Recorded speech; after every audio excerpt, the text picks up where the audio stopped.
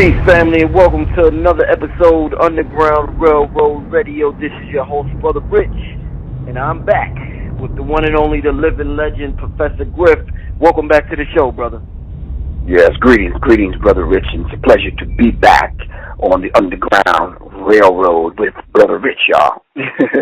Indeed, man. Indeed, Professor Griff. We deal a lot with hip-hop when we do the radio show.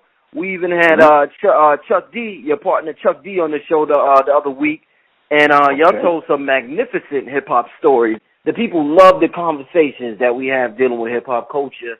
Right. And I want to talk to you about something that has been talked about a lot recently on the internet, and I know that people want to hear Professor Griff speak on it, drop some jewels for the young brothers and sisters out there listening, and the older ones. This situation, Bobby Shmurda, young brother, New York artist, came on the scene about 2 years ago, a year and a half ago, 2 years ago. He had probably the most popular record in New York, or in the country for a while, hip-hop record in the country for a while. So he was real popular, but his lyrics, man, people wasn't really feeling. His lyrics was real gang, talking about gang stuff. I'm shoot this nigga, kill this nigga, this dude got body, blah, blah, blah. So dudes is like, yo, man, his lyrics is, it's real ratchet. It's real street. You know what I'm saying? So everybody didn't gravitate towards his brother. But somebody who definitely gravitated toward him with his lyrics was the hip-hop police. So, they followed him, and I guess they eventually caught him up in some things. They eventually arrested him and his crew. And recently, last week, one of his associates, GS9 associate, that goes by the name Rasha, got sentenced to 98 years and 4 months in prison. So people was like, God damn, those is football numbers. Like, how somebody get 98 years in jail? So I'm in the barbershop, and I'm in the barbershop, and I heard some brothers say, well, they said they understood why people didn't like what Hillary Clinton said about the super predators, but they felt as though what Bobby Shmurda and people like his crew was running around the city doing is almost necessary. Even if it's not politically correct to say super predators, they said they felt it was, and this was a black dude saying it, they felt it was necessary to come down hard on brothers to send a message to any would-be repeat offenders who's thinking about doing the same knucklehead shit. So before you touch on that, let me just read the charges. The gentleman known as Rasha was convicted on 22 counts, including conspiracy in the second and fourth degree, murder in the second degree, attempted murder in the second degree, reckless endangerment in the first degree, assault in the first and second degrees, attempted assault in the first degree, criminal possession of a weapon in the second degree, and criminal use of a firearm in the first degree. So with his charges, with the charges I just read to you, what do you think about if a brother, like I said, I'm in a barbershop, brothers might say, or sisters, whoever might say, we need the system to be hard on individuals like this to send a message to other youth out there not to go down the wrong path. What's your take on that, Professor Griff? Well, my thing is, I have to keep in mind that we live in a system that we are forced to live under. It's not like we voted for this system of racism, white supremacy. White supremacy has an obligation to itself, Brother Rich, to hand down these kind of sentences. And under the guise of sending a signal to other young men and letting them know that this will happen to you if you decide to go down that route, then it's not working, because this is not the first person that they've handed these kind of sentences down to. It almost seems like it's a trend among these area of the 9 areas of people activity, which is under the area of law, under racism, white supremacy, to handle young black men like this. This is not the first time. It almost seems like it's a pattern. Now, don't get me wrong, man. I'm not saying that the brother was innocent or guilty, or the fact that they needed to hand down some kind of sentence. But you don't think this is kind of overkill? Simply because if you go on the other side of the tracks and you find some white boys that have done some probably just as heinous. You know what I'm saying? Right. They don't hand down those kind of sentences. So, no, hell no, we don't need to lock that brother down that long. What the brother probably needs some damn guidance and some help and a goddamn hug. You understand what I'm saying? But to lock him down for the rest of his life, just to send a message to other young black men out there, that's not working, Brother Rich. That's just not working. It's something that's systemic about these kind of sentences. He's not the only one. There's probably 1 million black men locked away in prison with, what'd you say, 10 counts? Yeah. Felony counts?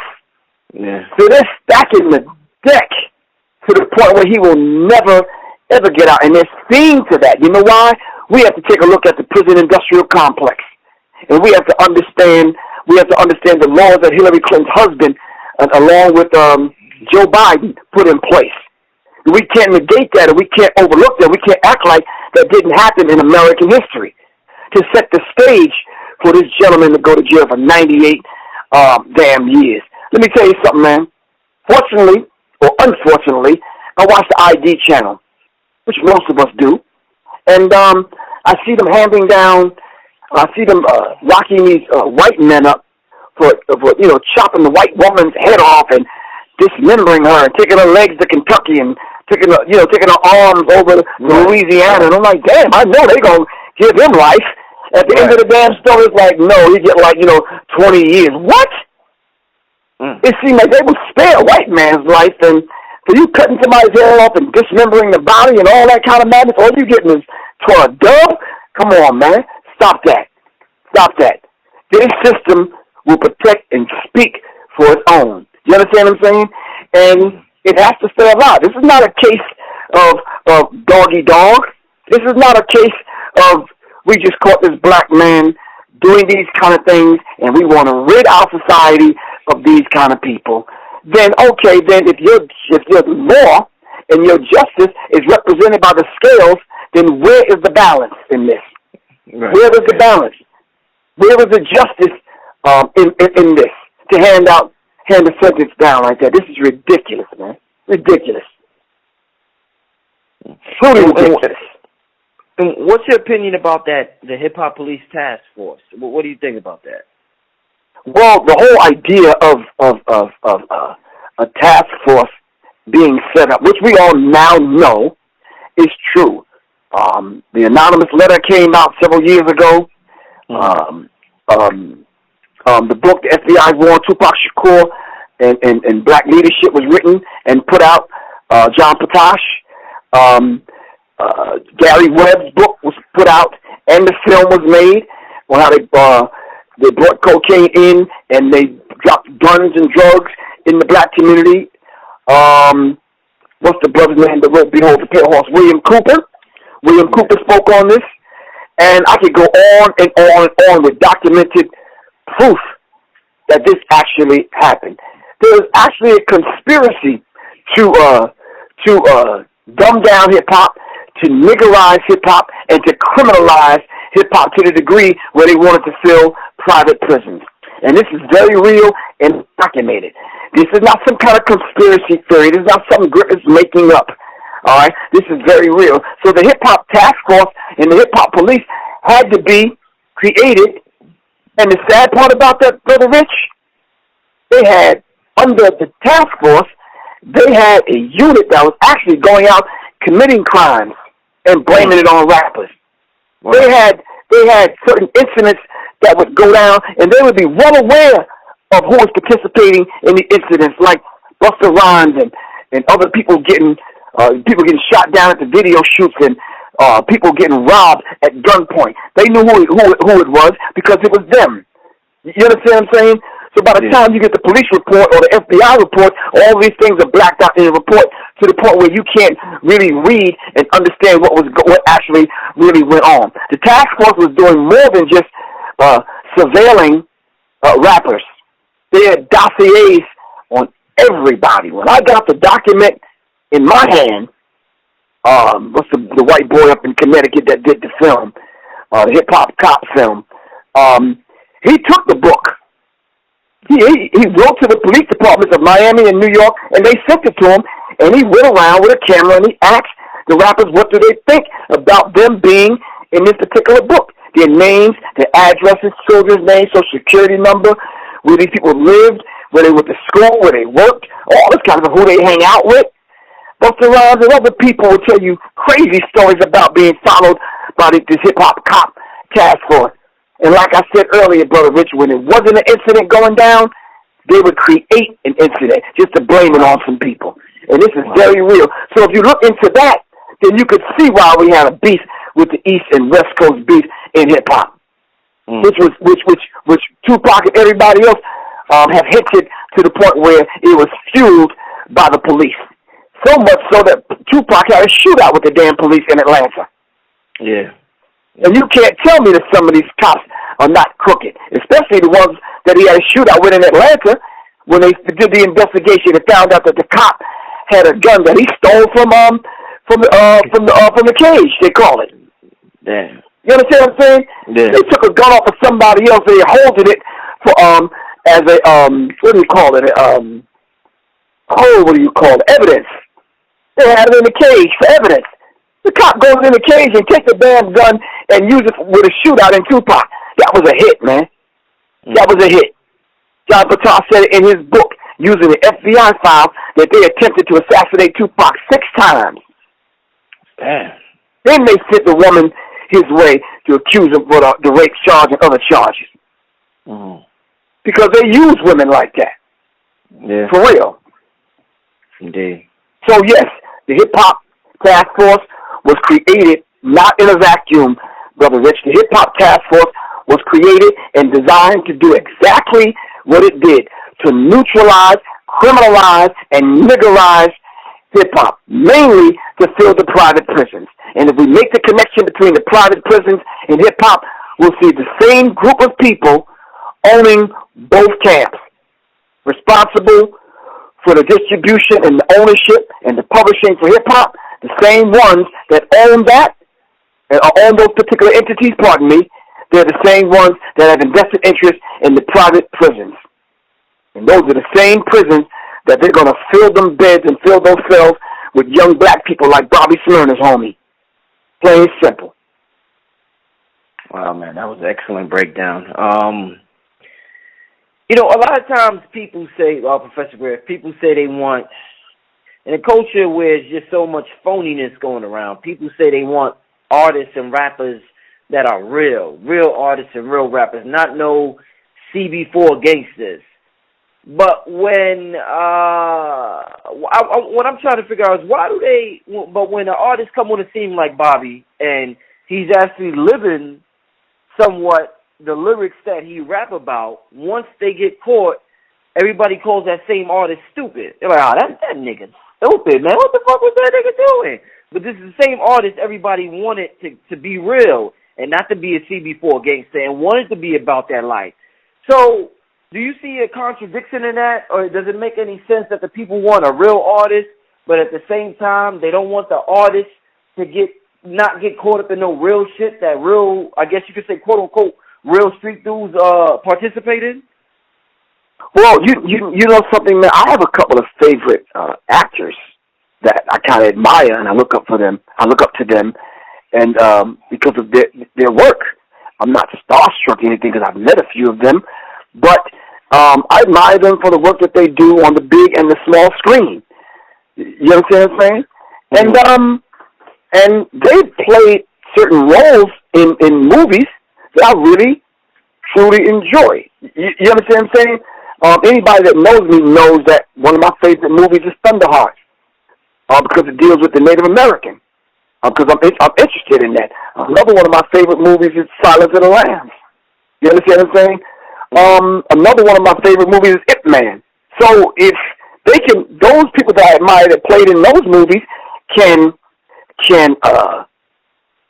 play a role and tell a story and act it out, and still win our respect, admonishment, and get the accolades, and we look up to them and we admire them and all these kind of things, and they live to reap the benefit of what they've done as far as their art form is concerned. What is wrong with us that we can't? We can't do the same. Why couldn't Bobby Shmurda tell those stories like storytellers do? You understand what I'm saying? I'm studying right now to finish off my book, Symbology, the Psychological Covert War on Hip-Hop, right? I'm going back into ancient Kemet, and I'm looking at Ptah, Nefertiti, and Sozier, and some of these other deities, and some of these other people that supposedly have actually existed. But sometimes when I read some of the stories, some of them people never really existed. You know that, right? Those are anthropomorphic image that they put together of that concept. Am I right or wrong? And indeed. So why is it that we are not smart enough in our craft? Why are we not smart enough in our artistry to craft these stories? Like, for example, I'm a writer. If somebody hired me to do a story about a robbery, a heist, and they were stealing implantable biomicrochips, and they was, putting them in birds or whatever. I don't know. I could write that story without having to live it. You understand what I'm saying? Right. So what is wrong with us that we can't craft and use our artistry to tell these stories without having to keep it a buck, so to speak, without having to keep it 100, without having to be the perpetrator and have real victims, real blood. You licking off real shots, killing real people, and then you're going to turn around and you're going to write about it? And come on, man, that's suicidal, bro. You understand what I'm saying? Right. So now when you go to jail or you get caught up or people on the block find out that you're really doing these things, it's like, damn, dude, I thought you were just rapping and writing about that shit. You really doing that shit? Oh, okay, god damn. I don't know how much street cred you want. You understand what I'm saying? That's a bit much for me. You understand what I'm saying? Yeah. Listen, Public Enemy, we wrote a story, Black Steel in the Hour of Chaos. It was about breaking out of prison. It was about them locking brothers down. Aspects of what we talked about is very, very true. But shit, I ain't trying to go to jail. Fuck. Mm-hmm. You understand what I'm saying? Yeah, definitely. I'm not trying to get a letter from the government the other day. He opened, and I'm not trying to be that dude. You understand what I'm saying? I'm not trying to live tough like that. Plain and simple. And deep down inside, Brother Rich, most men that you and I know and we talk to, they not trying to do it either, man. They really not about that life like that. Now, trust me, I know some dudes that's about that life for real. You understand what I'm saying? Mm-hmm. Mm-hmm. And some of them kill and rob and do that kind of thing out of necessity. Now, listen, don't get it twisted, y'all. Now, I'm not saying it's cool for them to do that. I'm just saying that they have their own reasoning and reasons for doing what they do. I'm not saying it's right. You understand what I'm saying? Because I wouldn't want to be on the other end of that damn Glock that you're pointing at that dude to take his little check because he got paid tonight or today. You understand what I'm saying? I wouldn't want to be on the end of that. I'm just saying to you, those people had their damn reasons. But check this out, to put a cap on that answer. This society has put some people in a position. I'm watching the world's dumbest criminals. You ever see that? Well, I've seen it a couple of times, yeah. And you see the dumbass shit some of them criminals do? Yeah. One dude robbed the damn store. The dude gave him the money. He said he just wanted to use the money to feed his family, right? Mm-hmm. Okay, so he took the money to go set his family, and the dude asked him not to come rob him, and you need to give this life up. The dude wanted to take his shahada right there. He wanted to become a Muslim right there in the store on the spot. Wow. I'm like, wow. That's critical, man. Yeah. So the dude, wow, man. the world's dumbest criminals, man, but some of them just do dumb shit, but they have real reasoning, man. He needed the money to feed his family, and that's the only way he could do it. I wouldn't advise you robbing a store, dude. You probably want to go wash some cars or, do like some of these other panhandlers do. Hold up a sign on the corner, street corner, man. Do something else, man, for real. But anyway. Yeah. Brother Rich, I think what we need to do with those three answers I gave you to those three questions, at this point, people need to they need to take their mouth and go to Google somewhere and start researching the prison industrial complex in the black people that have invested in the prison industrial complex and see the gigantic contradiction, because I'm sure when they hear this, they're going to have something to say. Professor Griff condoning robbery and murder. No, I'm not. No, I'm not. But if you study racism and white supremacy, Amos Wilson taught us that the war against crime is actually to promote crime. The war against drugs is actually to promote it.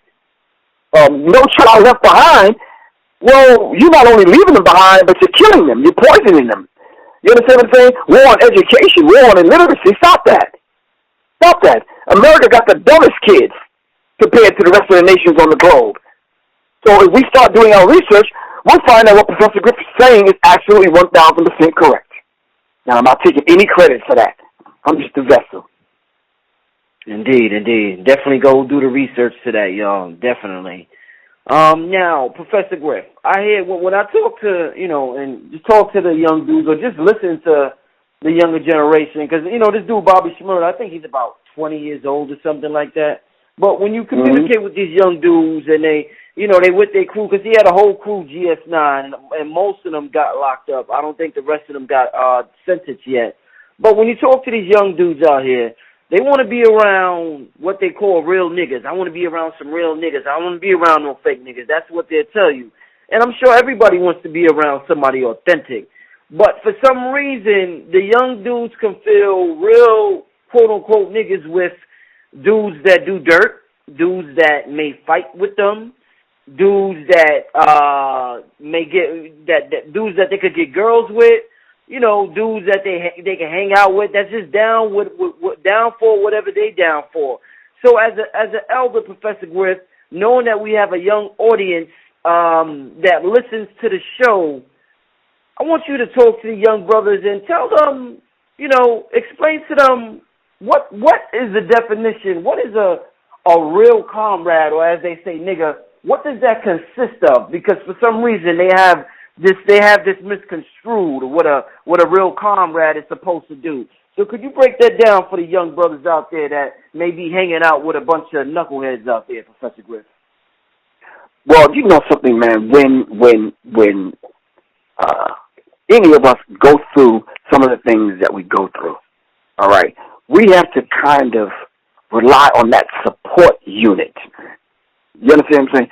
Many women call me because they have issues with their sons, and I try to give them the best advice I could give them. Sometimes I have to fall back because they are not ready for the kind of advice that I want to give them. But even myself going through certain things, I have a support unit. Can I honestly say, Brother Rich, with young people listening to this, can I honestly say everybody in my support unit is 1,000% on the up and up, 100% gonna keep it real with me, that I know that have my back and that will look out for me? The people that's in my support unit, I can say, yeah, 100%. 1,000%, probably not. Because if I gave an order for them to lay somebody down, you understand what I'm saying? Do I know in my heart that they'll do that? Yeah, they'll do that. They'll do that. But Brother Rich, to the young people that's listening, especially to the women that's listening with young sons, can I give that same order for them to go to apologize to someone? Can I give that same order, Brother Rich, for them to help someone heal? Or do I only have to give the order for them to lay somebody down? You understand what I'm saying? Yeah. When they see me doing wrong, will they check me? You understand what I'm saying? Right. Those are the real comrades. The comrade that see you do wrong, you understand what I'm saying? But because you have this Teflon Don kind of image where you can give orders and you can move soldiers around the country and they're at your beckoning call. But what I'm saying, brothers that see you doing wrong, check you. Those are the real comrades. The comrade that call you 3:30 in the morning and be like, yo, you know something, man? I saw the way you moved and what you did and what you said and yada, yada, yada, whoop. Seriously, between me and you, come on, man, that shit was dead ass. I'm like, I hear you, man. You know something? You got a point. You know something? I really love you, man. I appreciate for you calling me and telling me what's right. You understand what I'm saying? I love that brother probably more after that than I would. You understand what I'm saying? Right. Or if I gave the order, the brother said, man, I can't carry nothing like that out. You understand what I'm saying? Mm-hmm. So it takes a comrade to be balanced. You understand what I'm saying? Okay. I got women that's riding for me, waiting for the call. You understand what I'm saying? Mm-hmm. I can't give no foolish-ass, silly-ass directive or no damn order for them to do nothing foolish. You're crazy, man. Ain't none of my people going to jail. Plain and simple. And if you truly somebody's comrade, you'll look out for them like you would look out for your own son or yourself. You understand what I'm saying? Mm-hmm. It's easy to say, yeah, man, all my people, we gonna eat. Everybody gonna eat. Just be cool. Everybody gonna eat. That's cool. That's cool. But then if everybody not putting in the work, no, we not. Everybody not gonna eat. Plain and simple. But if somebody's doing something wrong, are we gonna check them? Is there checks and balances with me and my comrades? Of course there are. And that's real. Do I have to check some of them? Yeah, I checked my man the other day. You understand what I'm saying? Always getting in situations where he feel like he got to go to war with people and do battle because he don't know conflict resolution. We have to be able, as hard as we are, Brother Rich, we have to be balanced and say, you know something, my bad. Let me put an end to this. Let me put a statement out or say something or do whatever I need to do to calm this man. Because it's too much damn wild-ass, crazy-ass confusion. And the enemy's looking at this like, damn, now's the perfect time for me to slide up in there, send a fake letter, write a fake Facebook post. You understand what I'm saying? Get some crazy-ass, stupid-ass, dumb-ass Negro to put up some YouTube clip without a profile name and without a face and say something stupid about both parties. You understand what I'm saying? And then you get 89 dumbass niggas that leave comments after that, and it hurt both people. You understand what I'm saying? Right. This is real, man, because this is what they do, and we have to be awake and aware of what they do. Plain and simple. They'll let you come in. They know who got the guns, Brother Rich. They know who moving weight. You understand what I'm saying? They'll let you come in, calling yourself the king of New York or the king of the South or the king of whatever, dumbass. They know exactly what you're doing. And they'll let you wear the title. And they'll let you brag on Facebook, flashing guns and all that kind of stuff. They'll let you do that, Brother Rich. And they're keeping a dossier and a file on all of us. You think they don't know that I have an interview with you every Wednesday night at 11 o'clock? Yeah. They know. And they make sure the fucking phone line is clear so you and I can talk, right? And you know they listening. Because just like that device you use to record this, they got one too, Brother Rich. Right, yeah. Trust me, they do. And we ain't going to be foolish enough to think that they don't. So to answer your question, no, man, my comrades got to be balanced, man. Mm-hmm. The women in my crew is close to me. They got to be balanced. They got to, they got to balance me out because I'm rough, rugged, and raw at times, man. You understand what I'm saying? Everyone from L Boogie to the rest of my crew, nah. Brother Richard, Muhammad, other brothers, they got to be balanced, man. Brother Jahi and other people, they got to be balanced. Brothers and sisters in the nation, in the street, RBGs, or business owners. You understand what I'm saying? We got to be balanced, man. Plain and simple. And my thing is, I think we kind of set the tone. My crew, they know I'm not going to jail, man. Under no circumstances. I'm sorry. It ain't going down that way. Nah. I'm too smart for that, man. It ain't going to happen. Because what good am I as a granddad or a father in somebody's jail, man? Right. I'm no good to anyone. You understand what I'm saying? Right. And that's a very real dynamic. I don't want nobody holding those signs, "Free Professor Griff," or wearing a goddamn T-shirt. You know. I hear for real. Listen, Brother Rich. I hope one of your questions are going to deal with this ICE agent, man, that committed suicide, bro. Oh yeah, we're gonna end. That's the last question. We definitely I want to save that for last because you just told me about that. I just heard about it today. So we definitely going to touch on that. Just real quick, Professor Griff. I was watching a video with Bobby Shmurda, and this was like last year when he first got his record deal, and he was dancing on a table, and they had the white executives in the room, and everybody was saying he was cooning for dancing on the table. And I remember a little after that, I was listening to the Breakfast Club, Charlemagne, and he was saying how Azalea Banks and a couple other people kept calling him a coon. So he was trying to define exactly what a coon is. And it makes me think about, you know, hearing that word being used more and more often. Then you go on the internet.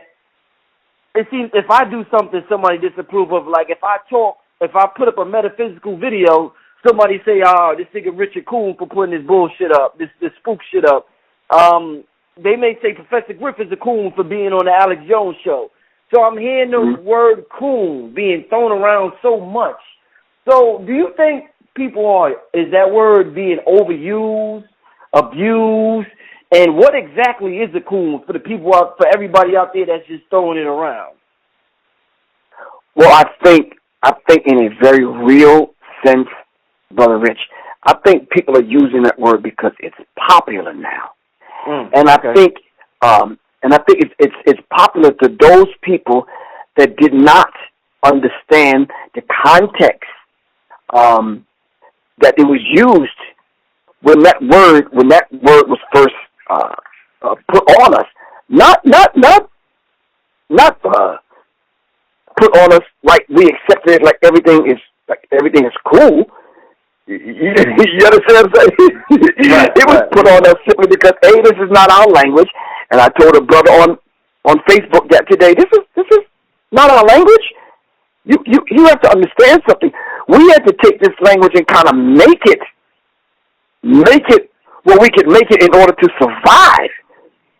So if we had to shuck and jive for a minute and do what we have to do to please master to get by, to get an extra biscuit or to get some of that damn food they threw out the back door, we buck dance, we did whatever we had to do. We scratched our heads, shuffle our feet, do whatever the hell we had to do in order to get that next meal or whatever we wanted from the slave master. That person is who they call the coon. You understand what I'm saying? Do we see some high-tech cooning and some digital cooning going on today? Hell yes, there she dash. Oh, excuse me. Yeah, Brother Rich. There's some high-tech cooning going on today. And young people that have not studied that, if they really studied that word, they would look at that word like they look at the term nigger. You understand what I'm saying? Now, have I been around where people call Flavor cool? Yes. Has Flavor danced on tables? Yes. I think Prince danced on a couple of tables. And a few other people. Some people will look at that as your art form, or some people will look at that as cooning. I tend to look at it like, that's your art form. Now, is there a thin line between love and hate? Is there a thin line between coon and a coon-ass nigger? I guess so. But if we study the essence of what the word truly means, are we buck dancing and scratching for the breadcrumbs that fall off white people's table? It may have been that way in a few of those situations. You understand what I'm saying? Do we coon other than entertaining white people? Hell yeah, you got some political coons out there. You got a whole bunch of religious coons out there that will only preach the white Jesus and won't tell their congregation the truth.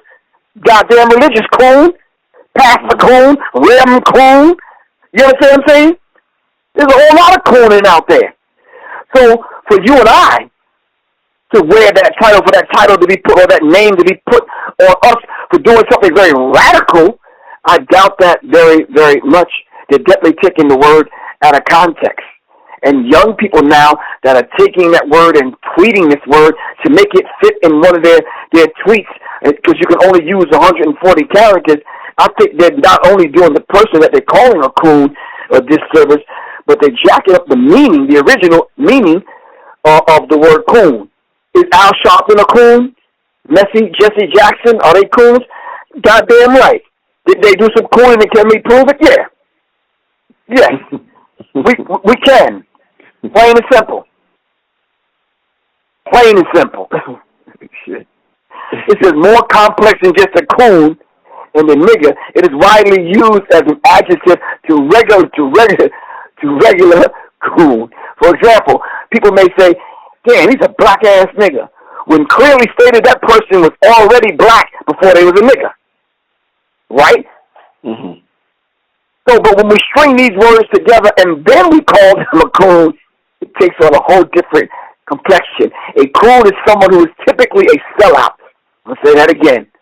A coon is someone who's typically a sellout or is a representative for the African-American stereotype, Brother Rich.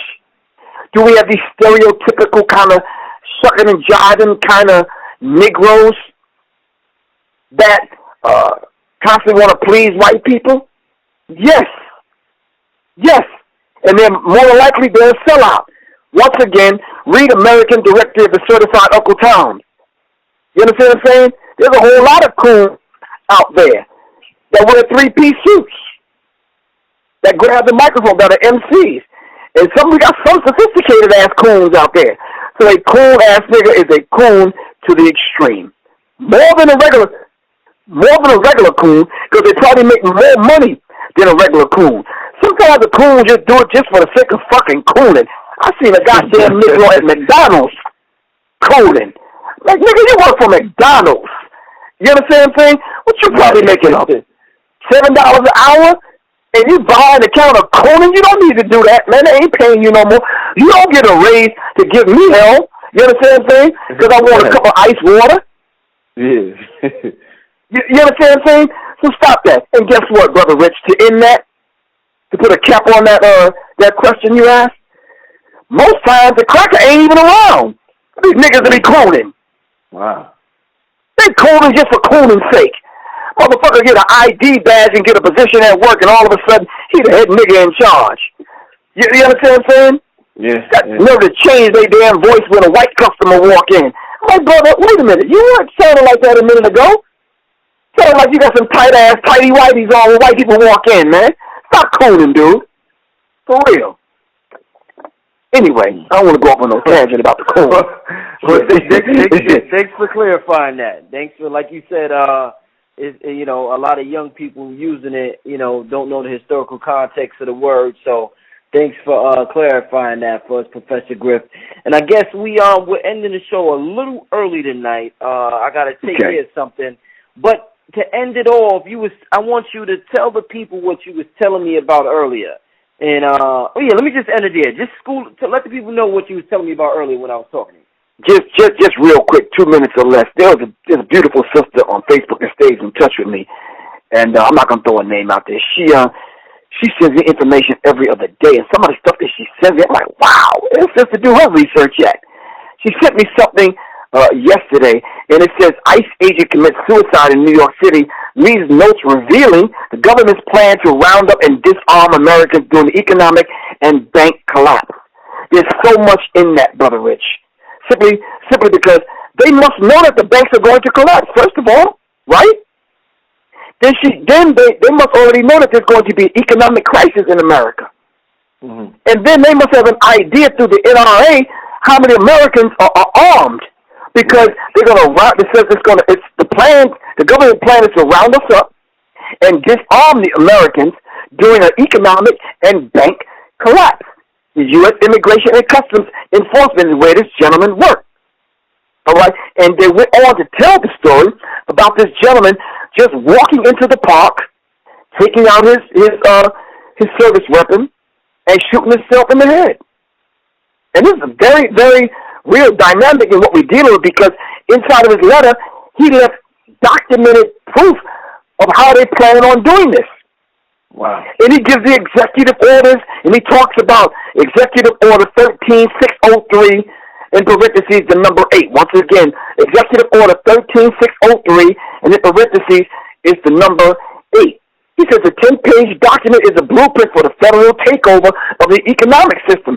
Specifically, Obama plan involves seizing control of the commodities in production capable of being ingested by either human beings or animals. They're going to control the food. All forms of energy, cell phone, cars, cell phone towers, all the energy plants, all forms of civil transportation. Your Maybach, your goddamn bicycle, your goddamn skateboard, your mama's car. You understand what I'm saying? Taxis, Uber, I don't give a fuck what it is.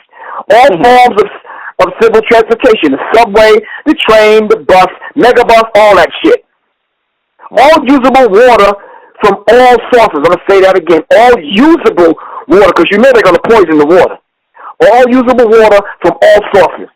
Health resources, drug, biological products, medical services, devices, materials, facilities, health supply service, and equipment. They're going to confiscate and control all of that. Forced labor.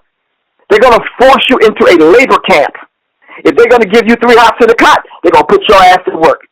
These are going to be called induction centers, as executive order delicately refers to military conscription, meaning these are going to be camps, i.e. the 60-something FEMA camps that are ready and waiting for black people. Moreover, the federal officials will issue regulations to prioritize, and allocate resources. What does that actually mean to those of us that don't know what the fuck these words mean? Let me break it down for you in simple terms. They're going to militarize these white militia groups. They're going to arm them with more sophisticated weapons. All right? They're going to militarize them, and they're going to deputize them, putting a badge on them. Now, they're going to be the ones that's going to round us up. Most of us will be tracked by our Facebook page and our cell phones. Dumbasses, putting all your goddamn information on Facebook and telling people all your goddamn business and every move that you make, which is very stupid. Mm-hmm. And we have to be awake and aware of the kind of moves that we make, Brother Rich. Telling people our comings and goings and who we hanging out with and who's part of the crew and who's not. What kind of weapons you got, flashing them and taking pictures and putting them on Facebook. That kind of thing. This is not the kind of stuff that the way we should be conducting ourselves with these kind of documents being put out there by a white man who wanted to tell the whole damn story. But if he figured if he told the story, they'd put him away for life. So he decided to take his own damn life. He said if the American people knew what this government is planning, they would rise up and overthrow this government at once. If I or anyone else, if the federal government revealed what is coming, we will be killed anyway. So now I will reveal it. He already planned to take his life. This was what was written in the documents that he left. He talked about Rex 84. He talked about the FEMA camps. I can't read the whole thing, but let me give the people the headline to look. ICE agent commits suicide in New York City, leaves note revealing government's plan to round up and disarm Americans during the economic and bank collapse. That's it, Brother Rich. Wow, definitely, man. Hey, I'm gonna check that out after this interview, man. But wow, right? Oh, wow. So I know you gotta go, and I always appreciate you, man, for always asking the very critical and pertinent questions that need to be asked, so we can bring this information out and put it out there. All right? Yeah, leave your info as always. Let them know what you got coming up, brother. I have a very critical lecture coming up, man, which I'm about to go into some meditation in order to do this lecture. But, oh, man, what it's about, man? What it's about, man? Oh my God! I gotta get. I'm dealing with musicology. I'm dealing with music, money, madness, mayhem, and the original motherfucker. I'm doing this lecture in Saturday, May 28th in St. Louis, man, at Muhammad Islamic Academy. That's one of the reasons why I gotta meditate. I gotta watch my mouth. It's at Muhammad Islamic Academy, 3625 North Garrison Avenue, St. Louis, Missouri. Call 314-337-1453. Once again, 314-337-1453 or 314-534-2885. The doors open up at 4:30. The lecture starts at 5. It will definitely be a slide presentation. As always, my phone number is 678-557-2919. It's 678-557-2919. I had to take the entire month off, Brother Rich, off from my show, Serious Minds, in order to revamp the show once again, because I'm actually going to come back on and do Serious Minds TV. So I had to take the month off in order to finish my book, The Psychological Covert War on Hip Hop. It's called Symbology. I would like for y'all to go ahead and kind of Google it and take advantage of the pre-order, because I'm putting so much information in this book. people are definitely going to need to get it in order to keep up with what's going on with these signs. And listen, they haven't stopped making signs and symbols that affect our energy centers, Brother Rich. The signs and symbols are being made every day. And a lot of them affect us online, us sitting in front of that radiated-ass damn TV that we watch every day, and these cell phones pressed to the side of our faces. You understand what I'm saying? Yeah. So we need to understand these things, and we need to know what's coming down the pipe with these multinational corporations and what they plan on doing with controlling the masses of the people, whether through technology, whether through social media, or whether just through food. And we need to understand that. We need to know who the players are, Nabisco and the rest of them, man. You know what I'm saying? And it's very, very real. So I'm giving the resources. I get a book list in there, a website list on where to go to do all the research that you need. All of that's going to be in the book called Symbology, the Psychological Covert War on Hip-Hop. The advertisement is on my face page, but anybody can call me to order it, 678-557-2919, Brother Rich. Indeed, and if you got, like I said, if you got any flyers, Professor Griff, send them to me, and when I post the pictures for the radio show, I could include it at the end. So if you got any flyers for anything, just send it to me, and I'll definitely put it up so the people can see the visual for it. Definitely. I'm going to send you that one for St. Louis in a minute. Yeah, right, exactly. So, definitely check that out. We're going to have the flyers for y'all. This is Brother Rich with Professor Griff, Underground Railroad Radio, Serious Minds TV. Be on the lookout for that. And we signing out, family. We're going to see you next week. Peace. Peace, family. This is Brother Rich from UGR, urging all my viewers and subscribers to help support the channel by donating just $1 to the UGR PayPal account. We appreciate the viewership and support, and we understand the power of $1. If you benefit in any way, shape, or form, we ask that you donate $1, whether it be monthly, bi-monthly, quarterly, or yearly, so that we can build our brand to compete with the NBCs, the MTVs, and the Foxes of the world. I figured since Kanye could ask Mark Zuckerberg for $1 billion, I could ask my subscribers to donate $1 so I could make the best possible content possible. The main objective of this channel is to inspire you to become the greatest version of yourself. So hopefully throughout the years of you watching this program, you have been inspired to become the greatest version of yourself. If you would like to donate, you could go to www.paypal.com and send a donation to richandmerit7@yahoo.com. Thank you and enjoy the rest of your program.